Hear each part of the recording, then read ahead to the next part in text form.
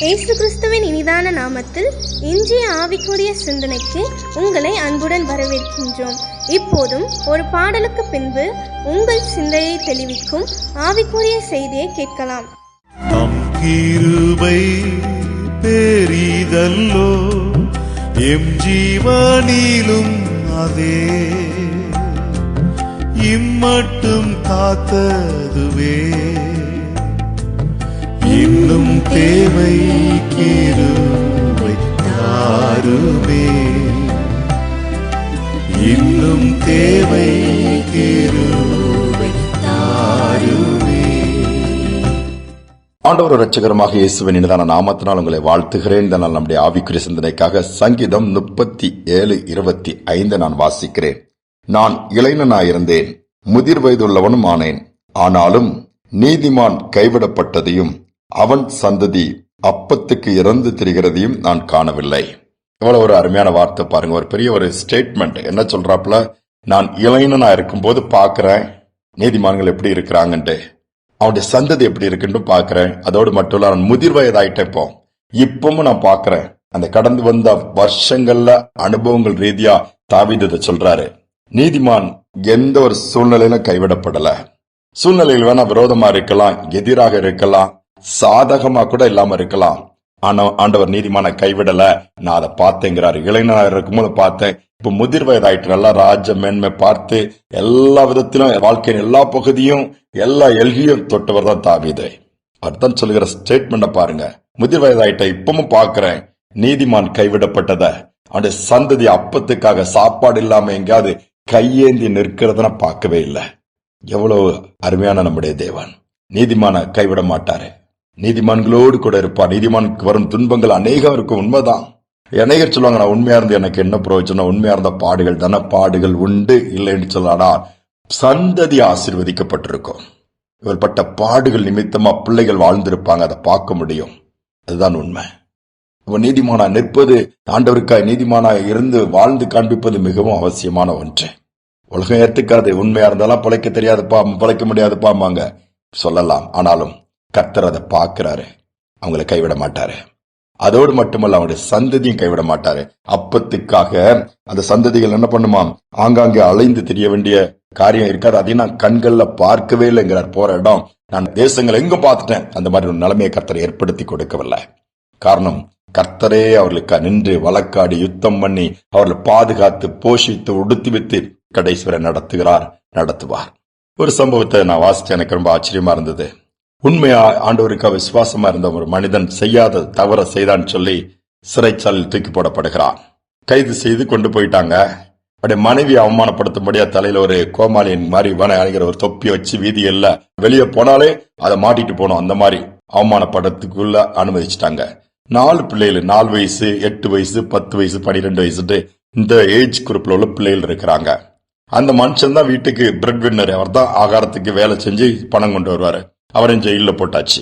வருமானம் எப்படி வரும்? அவர் உண்மையா இருக்கிறவர், உத்தமமா இருக்கிறவர், ஆண்டவருக்கு பிரியமா இருக்கிறவர், யாரை குறை சொல்ல மாட்டாரு. எந்த பொய் சொல்லி உலகப்புற குறுக்கு வழியை அவர் கையாண்டதே கிடையாது. ஆனா அவருக்கு கிடைச்ச தண்டனை கொஞ்சம் பெருசுதான். 2 நாள் சமாளிச்சாங்க. இருக்கிறத வச்சு நீ சாப்பாட்டுக்கே வழி இல்ல, எங்க போய் கையேந்துறது, என்ன பண்றது? 4 பிள்ளைகளுக்கு ஆகாரம் கொடுக்கணும். தாய் தவிக்கிறாள்.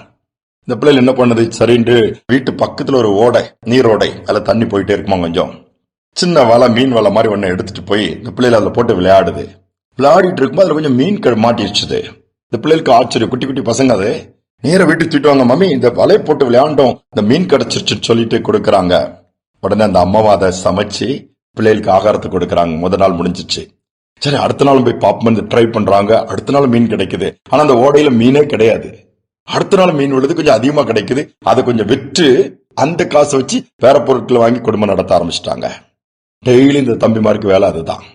அந்த நீரோடையில போய், மீன் இல்லாத நீரோட, ஆனா மீன் எப்படி வருதுன்னு தெரியல, ஆச்சரியமா இருந்து போயிட்டு இருக்குது. 1 மாசம் 2 மாசம் இல்ல, 1 வருஷம் 2 வருஷம் இல்ல, 13 வருஷம் அந்த நீரோடையில மீன் வந்திருக்குது. இந்த மாதிரி பிடிச்சிருக்காங்க. 13 வருஷம் ஆகும்போது அந்த பிள்ளைகளுடைய தகப்பன், அந்த சகோதரிய கணவனும் விடுதலை ஆயிட்டாரு. வீட்டுக்கு வந்தாரு. விடுதலை வந்து அடுத்த நாள்ல இருந்து மீன் கிடைக்கிறது நின்றுச்சு. பாருங்க, எவ்வளவு அழகா ஆண்டவர் போஷித்து இருக்கிறாரு. தகப்பன்ல அந்த பிள்ளைகளை தெருவுல பிச்சை எடுக்க ஆண்டவர் விடல. அந்த மனைவிய ஒண்ணு இல்லாம என்ன செய்யன்னு சொல்லி பட்டினியா போடவும் ஆண்டவருக்கு வாய்ப்பு கொடுக்கவே இல்லை. அருகில் ஓடுகிற நீரோடையில் மீன் இல்லை, ஆனால் மீன்களை வரவழைத்தார். சகலத்தை செய்ய வல்லவர் அல்லவா நம்முடைய ஆண்டவர். இல்லாததை கூட இருக்கிறதா அழைக்கிறவர். Is a creator, is a God almighty.